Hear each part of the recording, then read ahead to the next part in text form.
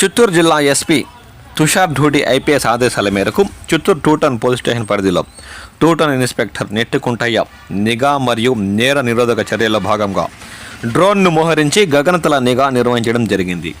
చిత్తూరు జిల్లా మొత్తాన్ని నిరంతరం డ్రోన్ నిఘాలో ఉంచి పర్యవేక్షిస్తున్న సందర్భంగా చిత్తూరు టూటౌన్ పోలీస్ స్టేషన్ పరిధిలోని డిటిసి ఎదురుగా ఉన్న శృతి మిల్క్ డైరీ సమీపంలో కొంతమంది వ్యక్తులు గంజాయి మరియు ఇతర మత్తు పదార్థాలను సేవిస్తున్న ఇద్దరిని పోలీసులు డ్రోన్ కెమెరాల ద్వారా గుర్తించారు. తక్షణమే సంఘటనా స్థలానికి చేరుకున్న పోలీసులు వారిని అదుపులో తీసుకుని సంబంధిత చట్టపరమైన చర్యలు ప్రారంభించారు.